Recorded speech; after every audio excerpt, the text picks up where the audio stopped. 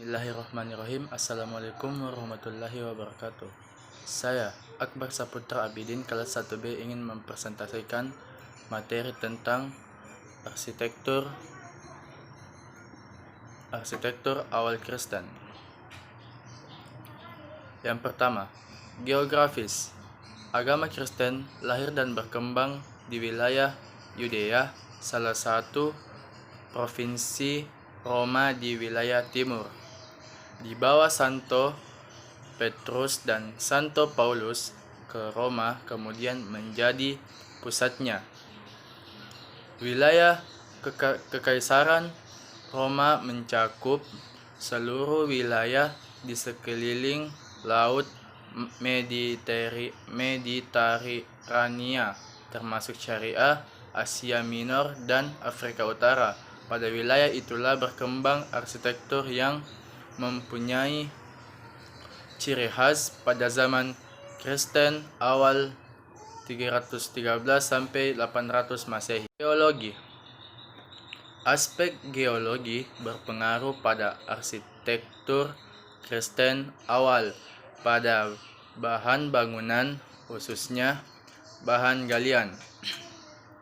Disitulah bahan bangunan diambil seperti batu dan marmer. Demikian pula bahan bangunan lainnya seperti untuk dekorasi, termasuk mozaik dan putung.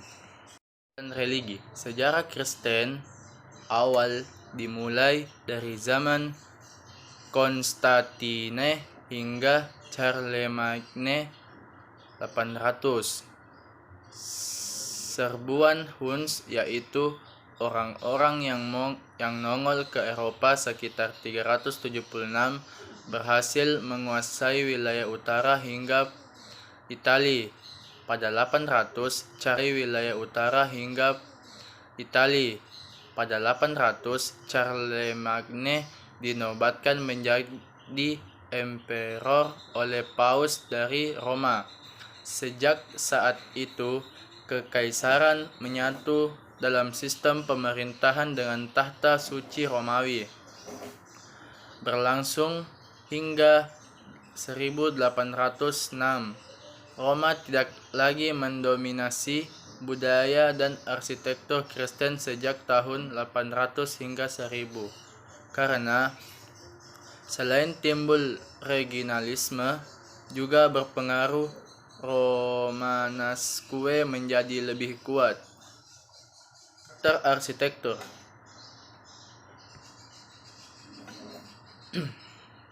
Karakter ruang dalam.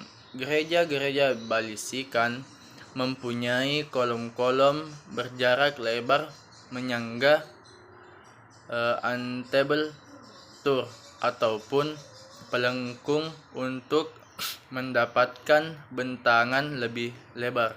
Gereja Balisikan adalah kerangka atap dari kayu di atas ruang umat utama atau navi. Di kiri kanan terdapat sayap aisle. Kolom berdiri di kiri kanan membentuk ruang panjang. Pada ujungnya terdapat aspe dan biasanya altar yang ditempatkan pada titik fokus dari aspe yang denahnya berbentuk setengah lingkaran atau setengah segi banyak. Ruang luar. Gereja Balisika terdapat atrium atau halaman dalam dikelilingi oleh portico sebentuk setengah lingkaran atau setengah segi banyak. Ruang luar.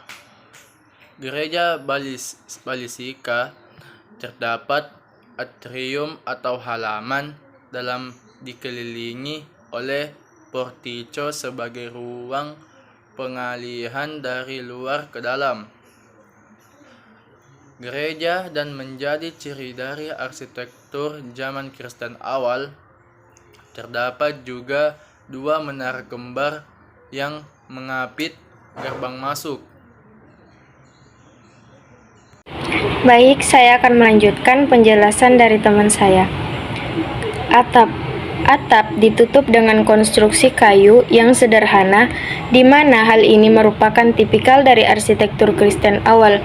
Bentuk keseluruhan secara skyline adalah horizontal dan sederhana. Kemudian dinding. Pemakaian metode konstruksi dari Romawi yaitu beton atau batu yang diplaster dan diberi hiasan ornamen mosaik, yaitu pecahan batuan berwarna-warni, memberikan efek estetis dan plastik sehingga berkesan cerah, merah, dan biasanya hiasan tersebut menceritakan tentang perjalanan tokoh agama. Selanjutnya, dekorasi gereja pada zaman Kristen awal. Dalam arsitektur Yunani, dekorasi hanya dibuat pada bagian-bagian tertentu dengan relief, ukuran, dan lain-lain, tidak sebanyak ornamen pada zaman Romawi. Pada arsitektur zaman Kristen awal yang merupakan perkembangan dari gaya Romawi, dekorasi lebih banyak dari sebelumnya, antara lain dengan mozaik dan lukisan dinding. Bisa dilihat pada gambar. Kemudian dinding. Pemakaian metode konstruksi dari Romawi yaitu beton atau batu yang diplaster dan diberi hiasan ornamen mozaik, yaitu pecahan batuan berwarna-warni, memberikan efek estetis dan plastik sehingga berkesan cerah, merah, dan biasanya hiasan tersebut menceritakan tentang perjalanan tokoh agama. Selanjutnya, Dorik, Ionik, dan Carintian. Yang pertama, langgam Doria merupakan kepala tiang tanpa hiasan, polos, lengkungan sederhana dan tanpa alas pada dasar tiangnya, sehingga langsung menempel pada lantai. Kemudian kedua, langgam Ionik. Kepala tiangnya mengambil bentuk moctilus atau kerang besar, bentuknya melingkar pada kedua sisinya, sedangkan pada dasar tiang memakai alas. Yang ketiga, Korintian mengambil alih bentuk-bentuk alam atau flora, daun acanthus. Pada dasar tiang menggunakan alas bertumpu pada lantai berundak. Next, kesimpulan. Tiang dan kepala-kepala tiang basilika diambil dari gaya tiang tipe Lona dan Korintia Romawi. Di atasnya tiang-tiang dipasang balok-balok lurus gaya Yunani, architrav, dengan langit-langit lengkung Romawi. Di bagian atas jendelanya dibuat belengkung karena pada masa itu belum dikenal kaca, sehingga sebagai penutup jendela dipakai papan pualam yang diukur tembus atau ajour.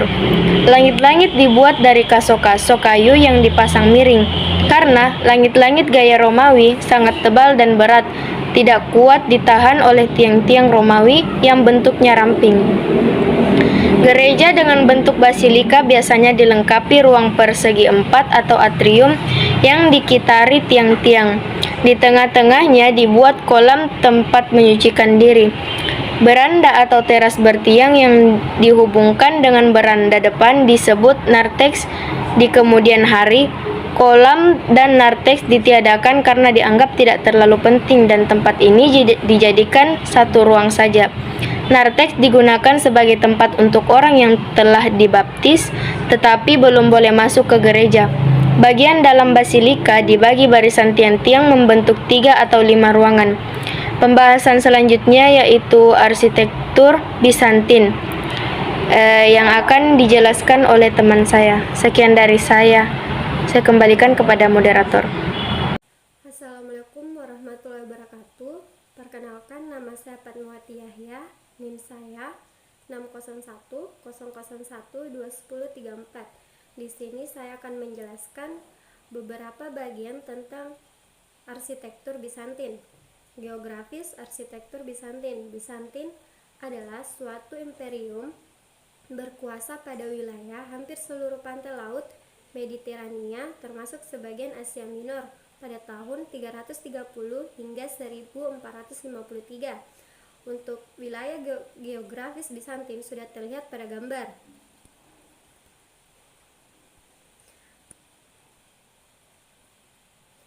Selanjutnya geologi. Konstantinopel dan wilayah sekitarnya tidak mempunyai batu-batuan yang baik untuk konstruksi. Oleh karena itu, banyak digunakan bata. Bahan-bahan yang penting seperti marmer didatangkan dari pulau-pulau di Laut Mediterania bagian timur. Sebagian bahan lainnya didatangkan dari wilayah kekuasaan Romawi di sebelah barat.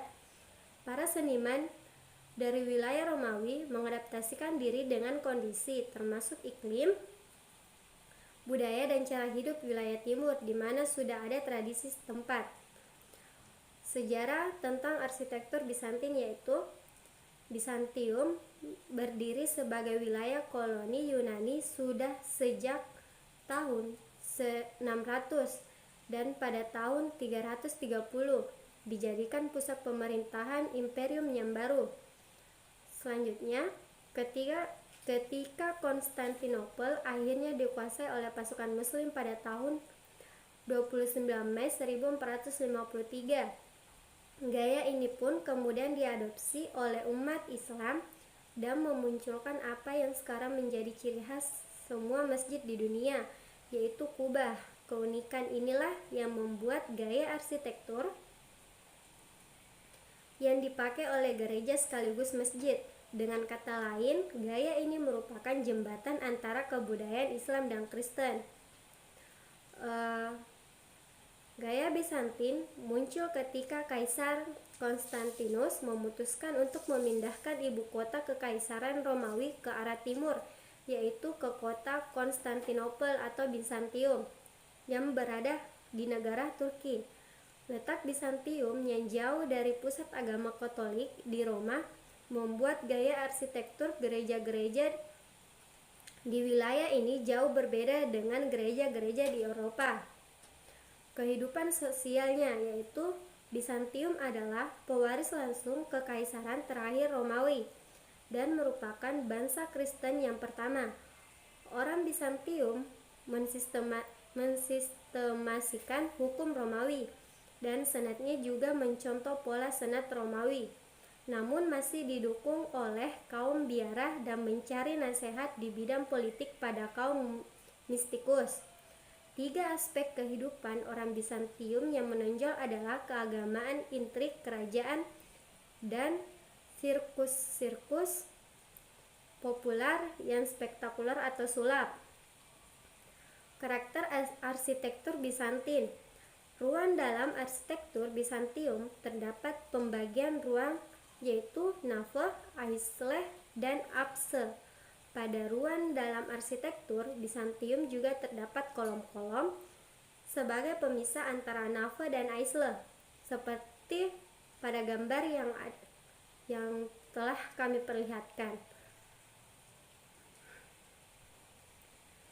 Sedangkan ruang luar arsitektur Bizantium diidentik dengan bangunan yang beratap kubah dan memiliki banyak jendela-jendela ukuran kecil, dan sebagian besar bangunan menggunakan poliginal.